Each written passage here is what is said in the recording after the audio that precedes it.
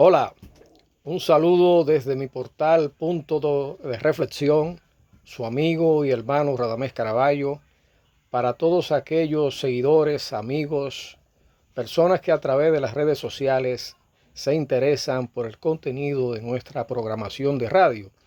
Si bien es cierto que esta es una modalidad a través de plataforma YouTube, de Facebook, de Instagram, que queremos llevarlas a ustedes con similar contenido de este que llevamos a cabo en la radio, porque obviamente tenemos un escenario diferente y por eso lo variamos de forma no sustancial, porque de contenido mantenemos el mismo, sino en la dinámica que representa por la vía visual.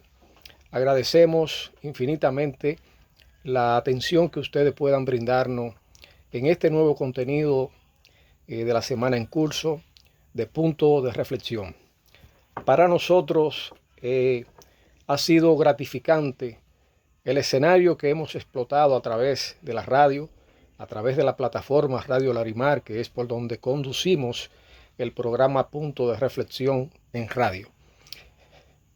En esta ocasión nosotros hemos tratado un tema fundamental en la sociedad dominicana y por ello quise acompañarme o hacerme acompañar de la bandera tricolor, porque voy a enfocar este tema, aunque es un tema de carácter global que involucra a la mayoría de los países latinos, países subdesarrollados, por cierto, y dependientes, pero el enfoque lo haré dirigiéndome con respecto a la República Dominicana, quizás para sentirme más cómodo por conocer los temas más acuciantes de forma viva de mi país, porque muchos de ellos, mucha etapa histórica de eso las viví. Pues precisamente he tomado el tema sobre la democracia. Un concepto bastante manipulado y embarrado y ensuciado de todas maneras por la politiquería barata en la República Dominicana. Y para nosotros iniciar este cuestionamiento, tendríamos que hacernos algunas preguntas al respecto. Y esa pregunta nos la haríamos principalmente o de manera inicial definiendo el término democracia desde el punto de vista lingüístico, ¿verdad? Y desde el punto de vista conceptual. Bien, primero vamos a acudir como forma previa a la definición que hace el diccionario, para partir quizá de manera simple sobre este tema. El diccionario regular, al que nosotros popularmente le llamamos el mataburro, dice: democracia, sistema de gobierno en donde el poder pertenece al pueblo, el cual lo ejerce soberanamente en forma directa o por medio de sus representantes. Fíjense, hasta ahí hay una explicación del aspecto conceptual de este tema, de este término. Pero vamos también a darle entrada a una definición que hace sobre este concepto el medio digital predilecto de los llamados millennials, aunque ya no solamente los millennials lo usan. Y ustedes saben que millennials se refiere a los jóvenes nacidos a partir de el 2000 para acá o promedio de tiempo eso. Este se llama Google, ¿verdad? Esta es la plataforma de Google. Vamos a ver qué dice Google sobre democracia. Dice Google que la democracia es el sistema de gobierno que defiende la soberanía del pueblo y el derecho de éste a elegir y a controlar a sus gobernantes. Cojan nota de esto, porque ahora vamos a definir cuál es la democracia que impera en la República Dominicana. Para eso tendríamos que preguntarle a nuestros oyentes, a nuestros, en este caso, televidentes, ¿qué consideran ustedes que es cómo consideran ustedes el sistema político de la República Dominicana? Yo estoy seguro que algunos dirán que es un sistema democrático representativo, porque ya se ha hecho un poquito popular el término. Otros dirán solo que es democrático, porque entienden que hay libertad de expresión supuestamente y que se producen elecciones. Pero en eso vamos a entrar para definir realmente si esto se ajusta a esa realidad. Otros también dirán que es un sistema teocrático, otros dirán que es un sistema neoliberal, dependiente en extremo del imperialismo norteamericano o de los imperialismos extranjeros, o sea que no tiene soberanía popular, que no hay soberanía política en ese sentido.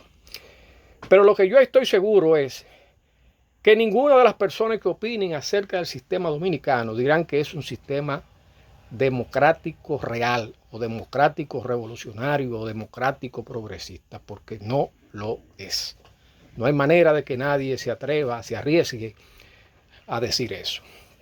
¿Y por qué la gente afirma que esto es un gobierno o un sistema neoliberal y teocrático?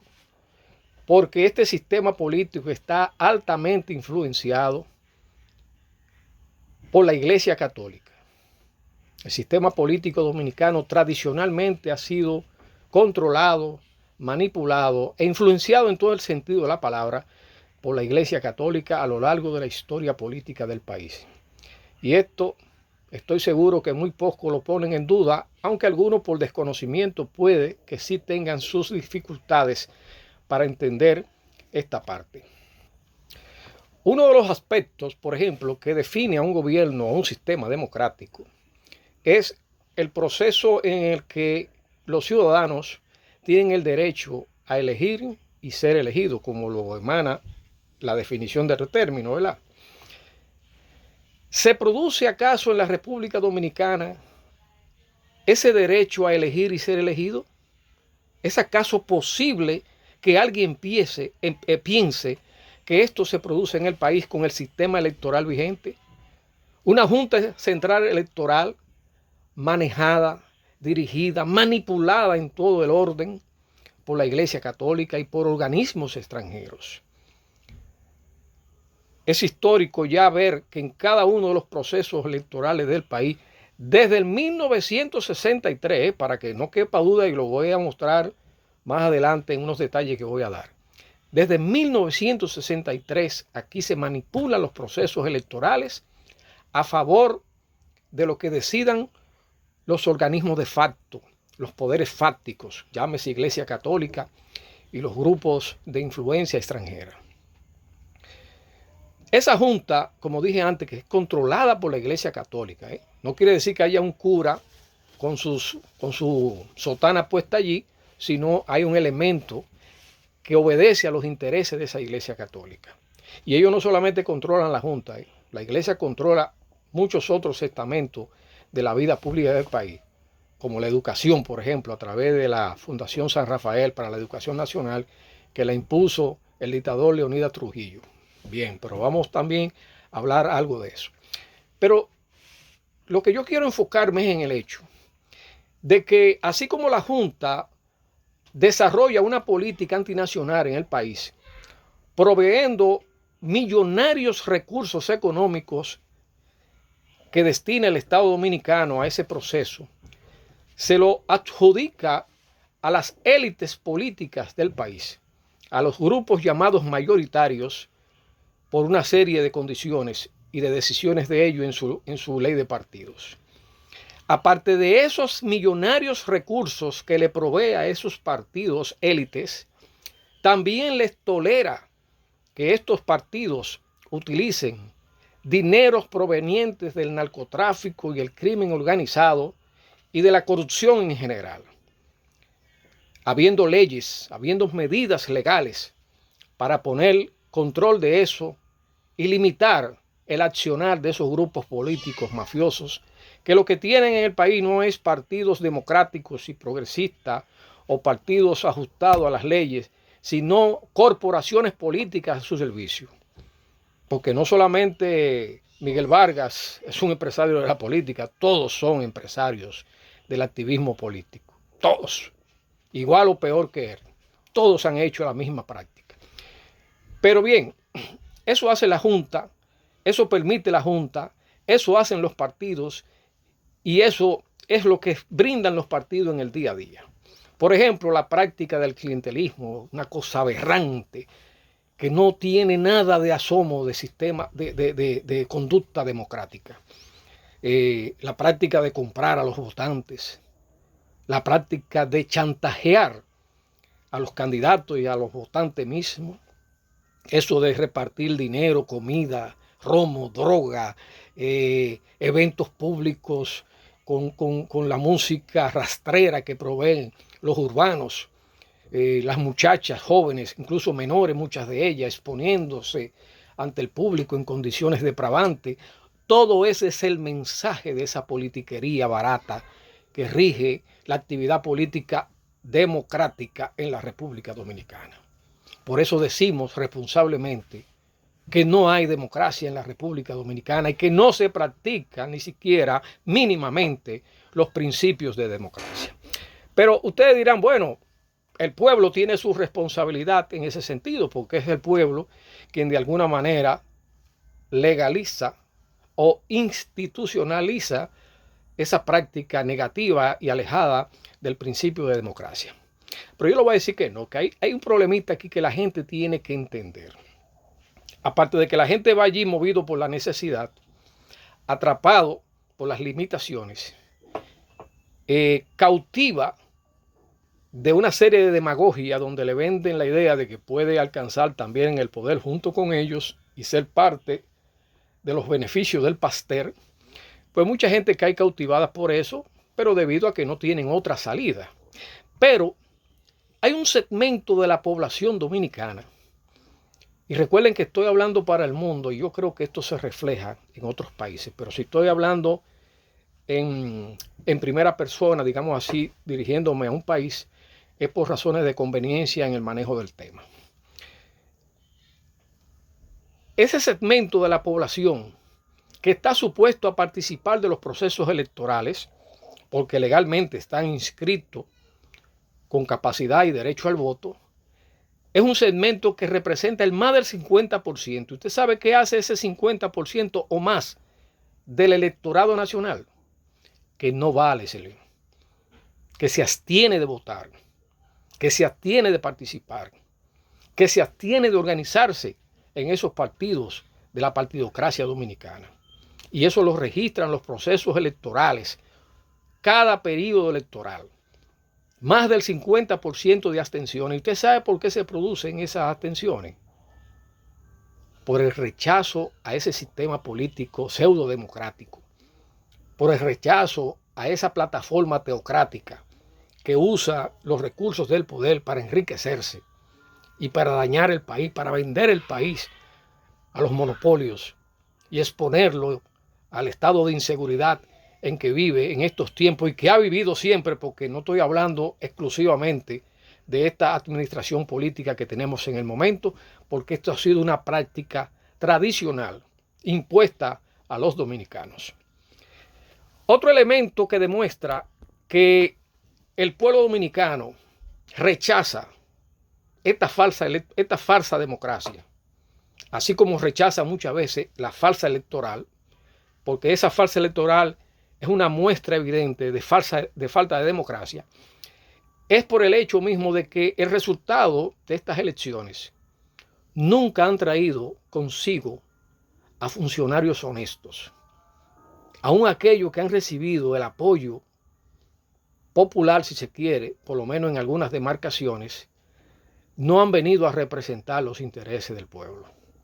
No han trabajado para resolver los problemas inherentes a la educación nacional. No han venido dispuestos a resolver los problemas que afectan el sistema de salud del país. No han venido a resolver problemas gravísimos de por vida de las masas trabajadoras, de su derecho a un trabajo. Hoy por hoy esto se ha venido descomponiendo de forma tal que la llamada ley 8020, que debe garantizarle al pueblo dominicano su participación en el sistema laboral del país, está por el piso. Usted busca y hace un cálculo de esa participación y es todo lo contrario. El 20% lo está ocupando posiblemente los trabajadores dominicanos y el 80% una comunidad extranjera que está siendo traída por los moños en calidad de esclavistas o de esclavitud para imponerla en los centros laborales como mano de obra barata. No solamente gravitando contra la economía nacional como tal, sino gravitando contra la economía particular de las masas trabajadoras y creando un ambiente de inseguridad, producto de eso, que afecta a toda la sociedad. Entonces no hay democracia, no puede haber democracia donde se haga ese tipo de prácticas irresponsables y reaccionarias. Otro aspecto que se manifiesta y se registra como consecuencia de esta abstención es el hecho de que ninguno de los gobiernos quiere asumir responsabilidad de confrontar con los errores o las prácticas reaccionarias de los anteriores gobiernos, porque ellos ponen en práctica lo que se llama la frase de que los bomberos no se pisan, entre bomberos no se pisan las mangueras. Obviamente, ustedes ven que hay una jugadita maestra entre oposición y gobierno, donde la oposición critica algunas cositas, pero no profundiza. Dice, esto no está bien, pero no profundizan. No movilizan a su gente, no movilizan a los que llaman su pueblo, sus militancias, en contra de medidas que deben ser enfrentadas. No, porque ellos saben que en el ambiente electoral ellos garantizan una cierta alternabilidad del poder. Aunque algunos a veces se pasan de contento y se les tienden 8 o 12 años, pero ellos confían en esa alternabilidad dentro del marco del mismo sistema pseudo democrático. Por ello, el pueblo dominicano adopta una actitud de rechazo a ese sistema político, pseudo democrático, clerical y dependiente de los monopolios extranjeros. Cuando nosotros insistimos en el aspecto nacional y decimos que no puede haber democracia donde se permite la violación de los elementos, de los principios soberanos de un país, solamente hay que hacer una revisión mínima de la historia. No voy a profundizar, obviamente, en los temas que voy a tratar en el aspecto histórico, pero sí lo voy a reseñar a modo de ejemplo, porque yo tengo otras entregas en ese sentido que las voy a mostrar. Miren, en el año 1930 se produjo un golpe de Estado mediante una mancuerna entre la Iglesia Católica y el Departamento de Estado norteamericano. Decidieron derrocar al gobierno de Horacio Vázquez, un gobierno parido de un ambiente democrático y un gobierno que estaba disponiendo de algunas medidas de corte democrático, y no digo que sea de corte democrático revolucionario tampoco. Hablo dentro del marco de esas conductas democrático-burguesas que pueden ser beneficiosas para el desarrollo nacional, que pueden contribuir al desarrollo nacional, siempre y cuando se hagan dentro del marco de leyes que sean proveídas para beneficio del pueblo dominicano. Y el gobierno de Horacio Vázquez implementó una serie de esas, pero ¿cuál fue la que más dolió? La que más afectó a los intereses de ese poder fáctico que se mueve alrededor de la República Dominicana de hace mucho tiempo. El que le estuvo impidiendo entrada a esa carroñera oportunista de la Iglesia Católica, que siempre ha vivido de los recursos públicos, que se ha acuñado en el país, penetrando y mellando y sirviendo de ariete a esa teocracia dominicana. Como Horacio Vázquez le sacó su plato aparte y le dijo, busquen su vida, hagan de su vida lo que les dé la gana, pero al Estado lo respetan, hicieron una mancuerna conspirativa y derrocaron a Horacio Vázquez. Impusieron a Trujillo, garantizaron más de 30 años de tiranía criminal y abusiva de parte de Trujillo. Pero obviamente su dictador, porque esa dictadura no es trujillista, esa dictadura era la dictadura de la Iglesia Católica, porque fueron ellos los que crearon esa dictadura. Pero la gente le llama dictadura de Trujillo porque Trujillo fue el que la representó. ¿Qué pasa con Trujillo? Trujillo desarrolla una serie de eventos productivos en el país que mucha gente quiere confundirlo y presentarlo como aporte positivo a la nación. Pero no puede ser aporte positivo a la nación cuando los aportes que éste hizo en materia de organización económica no se reflejaron en el bienestar nacional, no se reflejó en la educación, no se reflejó en la economía popular. Eso de la seguridad que había era una seguridad automática, pues estamos hablando de un gobierno altamente represivo, un gobierno centralizado en lo absoluto por ese claque familiar y por ese círculo político selecto, que ni siquiera el círculo político selecto de Trujillo podía menearse mucho, porque era definitivamente descabezado por el sistema o por el régimen en este caso. Pero llega el momento en que ya Trujillo se le va de las manos, se le sale de las manos al Departamento de Estado, se le sale de las manos a la Iglesia Católica, sobre todo a la Iglesia Católica. Y mira que Trujillo fue quien le firmó a ellos el maldito concordato.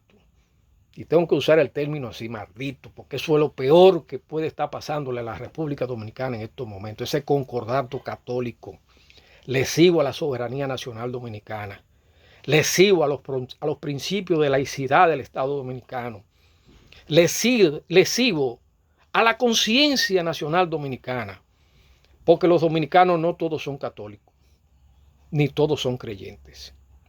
Hay dominicanos, muchos o pocos, no sé el porcentaje que pueda haber ahora, de católicos, pero también lo hay de evangélicos, de protestantes, de testigos, etcétera, pero también hay cantidad de gente no creyente y de ateos. Te dirán que es lo mismo. No, no es lo mismo.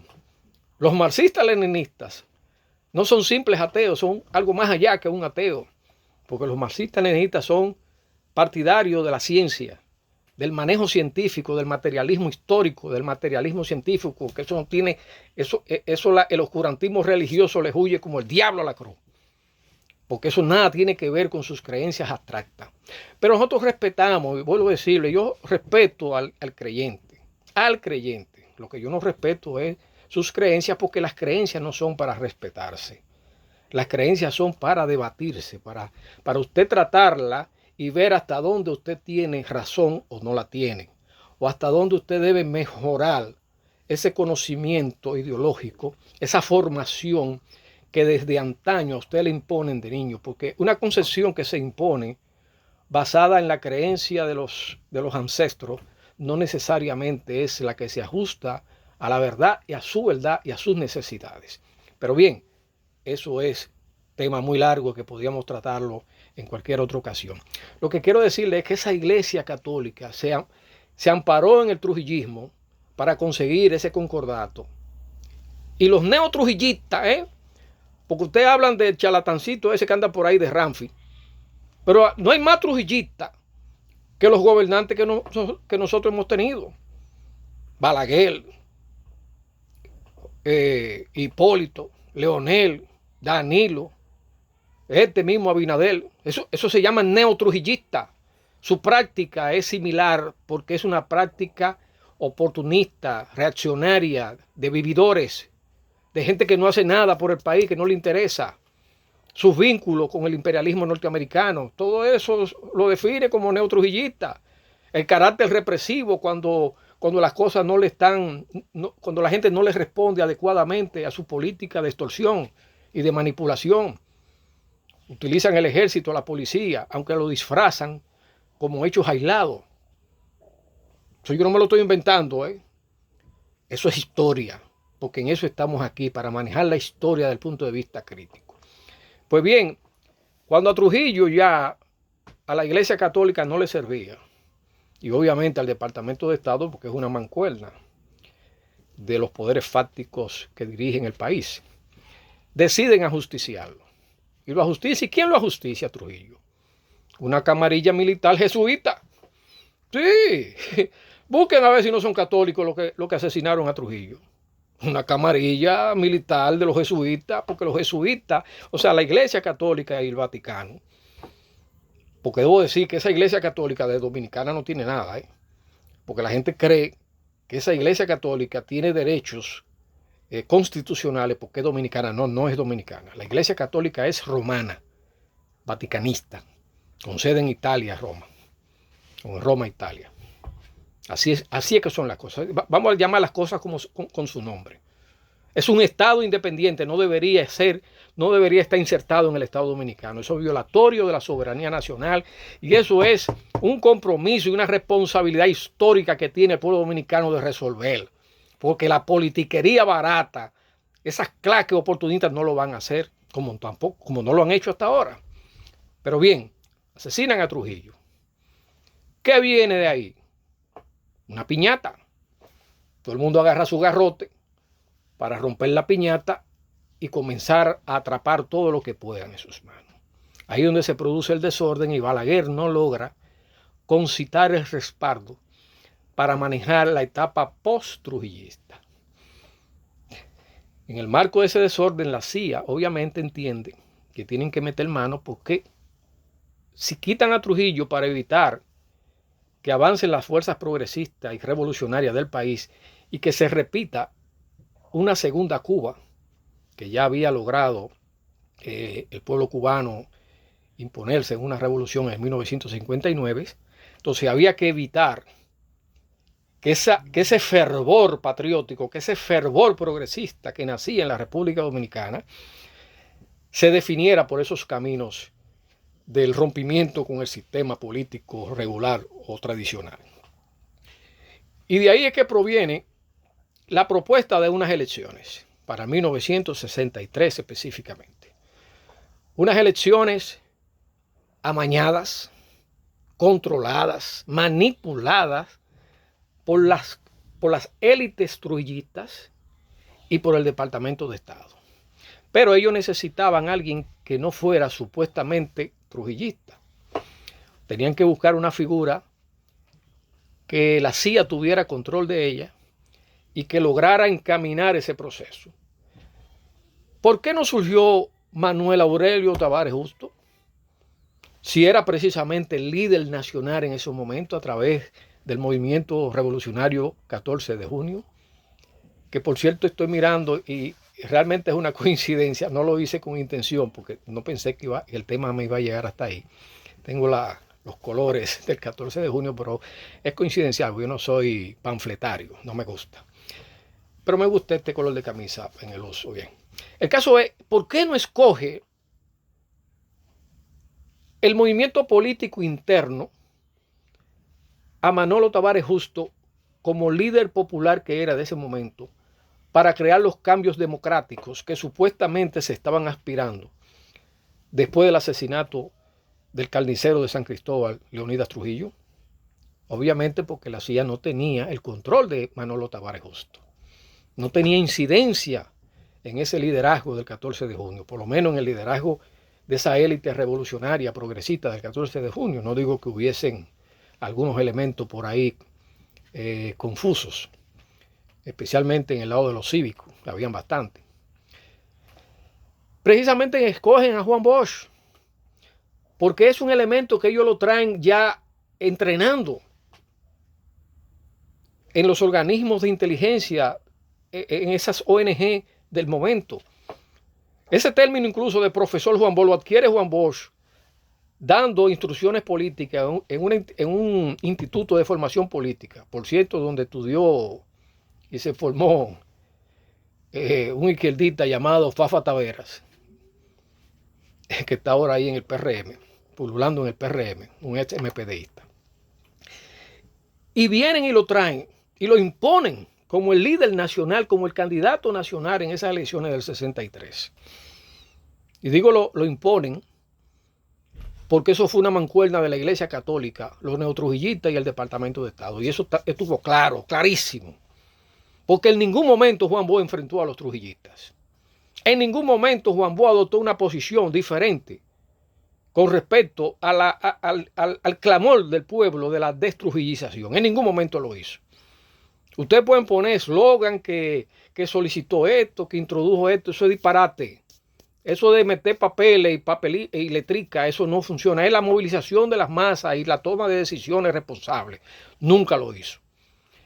Pero aún así, para los neotrujillistas, este no era la figura que yo quería que lo representaran. Porque no tenía el bagaje, no tenía la fuerza, no tenía la valentía para representar sus intereses. No es que no estuviera haciendo esos esas funciones, era que no tenía la capacidad, ellos no se sentían representados ahí. Y ahí viene el problema de la conspiración y del golpe de Estado del 63. Bien, ocurre ese episodio y ¿qué hace el grandioso líder bochista o en ese momento PRDista? Que se va al extranjero a guarecerse ¿dónde? A una célula revolucionaria, a una comunidad revolucionaria. No, a guarecerse con los jesuitas, a guarecerse con los departamentos de inteligencia de la CIA, porque se supone que la seguridad de él estaba en el país, no en el extranjero. Pero él siempre escogía lo más cómodo, las playas de Benidorm y todo lo que representara seguridad para él, sin importarle las consecuencias que pasara el pueblo dominicano. ¿Qué ocurre a raíz de ese desorden después del golpe de Estado? Bueno, lo que todos conocemos, los que conocen esa historia, grupos militares neotrujillistas también, con la misma mentalidad trujillista, deciden clamar que se respete la vuelta a la Constitución, porque no estaban de acuerdo con el segmento trujillista que planteaba que no, que ellos se quedaban ahí a través de todos los vericuetos que ellos inventaran, departamentos de Estado, consejos de Estado, de triunvirato, etcétera, etcétera, etcétera. Al producirse una confrontación de tipo militar, era obvio que se iba a desarrollar una especie de guerra civil en el país, que fue exactamente lo que pasó. Es ahí entonces cuando entran en escena algunos grupos de la izquierda dominicana, o digamos los grupos más consolidados del movimiento de izquierda dominicana, que para ese entonces estaban representados mayormente por el 14 de junio y el MPD, fundamentalmente. Se produce esa guerra civil y los gringos automáticamente ya tienen que tomar control porque sabían que el asunto se le iba a ir de las manos y que los neotrujillistas no eran suficientemente superiores a ese movimiento de reclamo nacional. Deciden invadirnos en el año 1965. En muchos casos a petición de agentes abiertos y encubiertos de la CIA en el país. ¿Qué ocurre? A través de las botas yanquis, la CIA decide nuevas elecciones en el año 1966. Pero no sin antes haber masacrado al país, al pueblo, a esas fuerzas progresistas, no sin antes haber desarrollado la llamada Operación Limpieza, no sin antes haber arrancado cabezas de todo tipo y a algunas élites permitirle su salida del país con protección, incluso con franqueo suficiente, aunque algunas de que se fueron a Cuba, pero aún así estaban vigiladas por la CIA, y eso el que conoce la historia sabe de lo que estoy hablando. Pero bien, eso es tema de otra entrega. En el 1966 se producen elecciones otra vez democráticas. ¿Qué le da la condición de democrática? El que el candidato del trujillismo, Joaquín Balaguer, no participa solo, sino que alguien viene y le hace la corte, o sea, le hace el coro, como decimos popularmente en República Dominicana. ¿Quién es ese? No hay otro.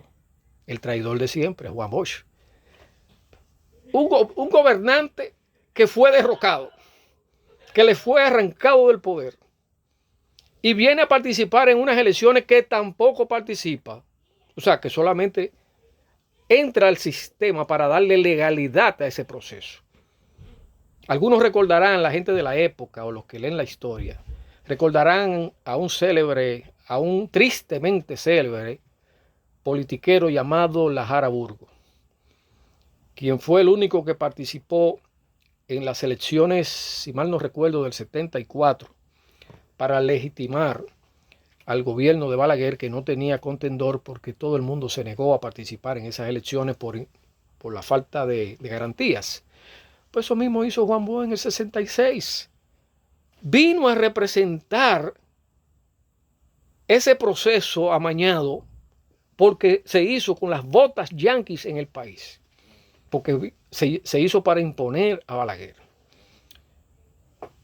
Pero vamos a analizar ese proceso así a grosso modo.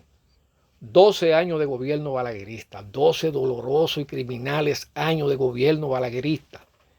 ¿Quién le sirvió de mancuerna a ese gobierno balaguerista? Entre otras cosas, Juan Bosch. Juan Bosch boicoteó todo intento democrático de las bases democráticas progresistas por arrancar del poder a Joaquín Balaguer. Lo boicoteó en el 73, previo a las elecciones del 74. ¿Qué hizo Juan Bosch cuando ya no le quedaba artimañas de las que ya había usado en el pasado? O sea, en las elecciones del 70. Que dividió su partido. Si no, lo dividió, pero antes de dividirlo, le desató una persecución a los grupos progresistas de su partido, acusándolo de comunistas, diciendo que él no iba a dirigir partido con comunistas adentro. ¿Ustedes saben cuáles eran los comunistas? Los que defendían el principio de soberanía nacional, los PRDistas que defendían los principios democráticos, el que se abriera un proceso realmente democrático en el país. Eso eran los comunistas que decía Juan Bosch, con los que él no iba a ser parte en ese partido. Porque estamos hablando de un líder oportunista, reaccionario, agente del imperialismo norteamericano hasta la médula, aunque mucha gente quiera venderlo como un demócrata. Sí, bueno, el país ha estado lleno de bochismo por todos lados. Todas esas estructuras políticas que se han codeado con el poder y que se han beneficiado del poder, todas tienen reminiscencia bochista, todas. Jesuita, idea jesuita y bochista y peñagomista. Por ejemplo, en el año 1978, que fue cuando logramos culminar con esa plaga balaguerista, que logramos detutanarla del poder, porque digo logramos, porque no fue un logro del PRD en particular, porque los muertos, los presos, todas las consecuencias habidas y por haber en ese proceso de lucha contra los 12 años no fueron del PRD. Sí hubieron PRDistas, no soy mezquino en ese sentido, porque había mucha fuerza progresista en el PRD. Repito, por eso fue que Juan Bosch formó el PLD, para crear una estructura de ultraderecha, de neofascistas, como los que hemos vivido en los últimos años en ese gobierno PLDista, de ladrones, criminales y narcotraficantes. Pero en ese PRD se logra en el 1978 con la unión del pueblo dominicano. Mandamos para el carajo a Balaguer, a Juan Bosch y a todos esos grupúsculos oportunistas que se guarecían en esa plataforma reaccionaria. Pero aunque hubo una apertura democrática en el 1978, esa apertura democrática no fue ofrecida voluntaria y gratuitamente por el PRD. No. Esa cúpula burgués terrateniente. Porque lo primero es que Peña Gómez tenía compromisos directos con la CIA. Y el Departamento de Estado, y ustedes lo saben porque los discursos están ahí. ¿Cuáles eran los discursos de Peña Gómez? No, que agradecemos que los liberales de Washington, que el presidente Jimmy Carter, que Mario Suárez, que Mitterrand, esos eran los líderes internacionales de Peña Gómez, ¿eh? Porque yo tengo muchos amigos peñagomistas. Yo estuve en la época del peñagomismo. Yo tuve una etapa en que fui peñagomista, porque era una práctica que al principio te compraba.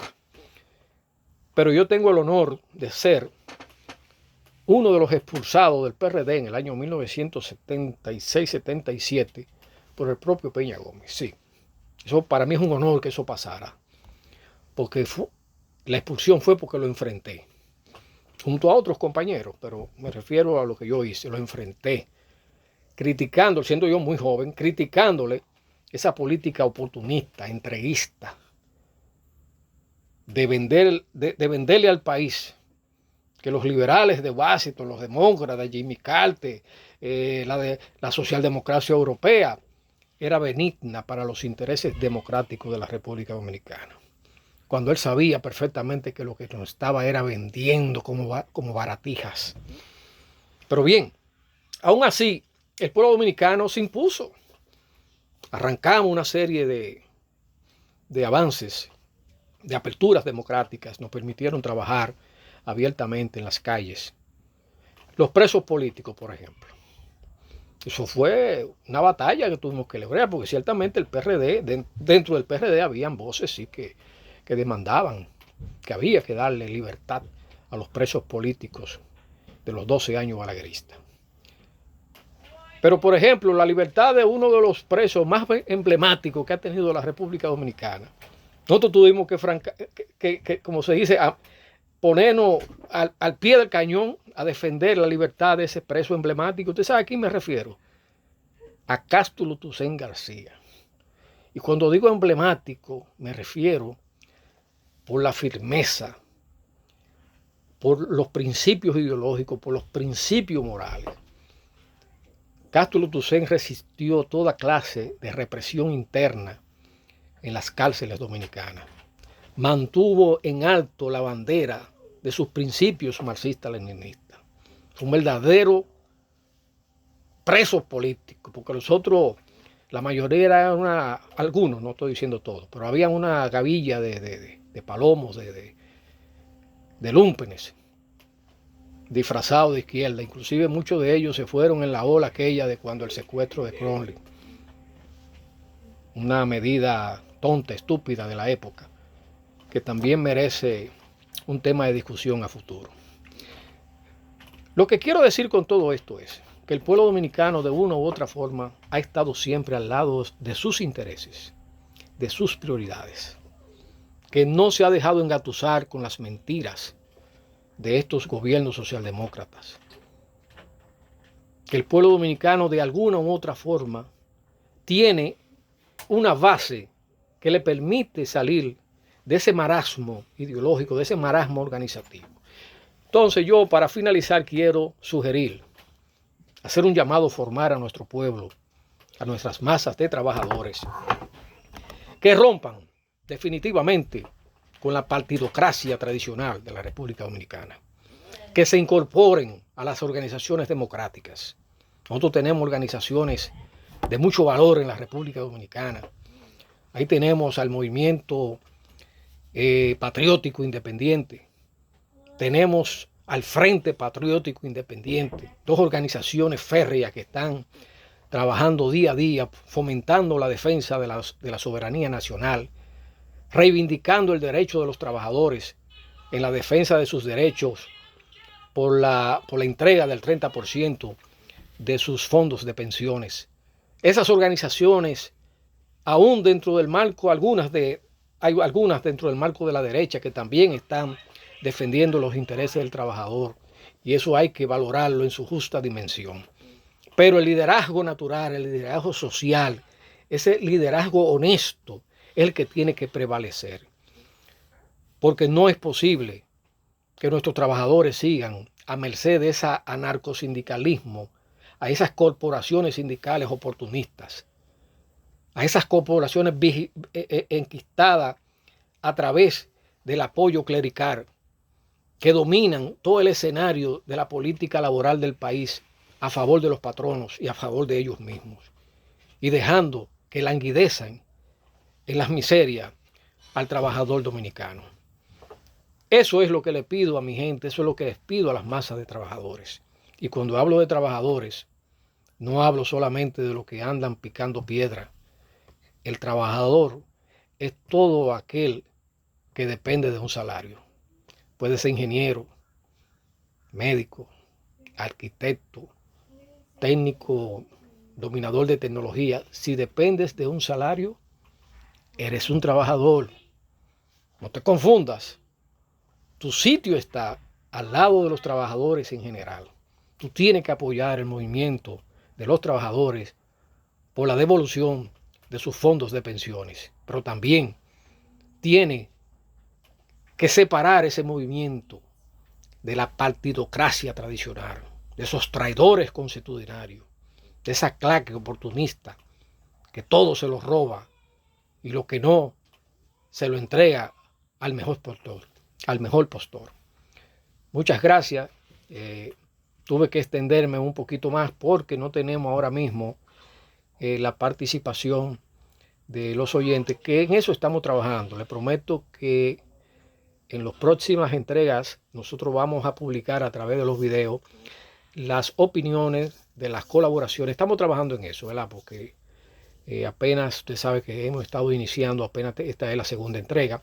Sí, pero vamos en todas las redes y vamos a incluir, en la radio sale, obviamente, en la radio sí sale, pero quiero decir a través de este medio, que también escuchen cómo han opinado nuestros oyentes ante la presentación nuestra de esta programación. Muchas gracias y que todos que la pasen bien.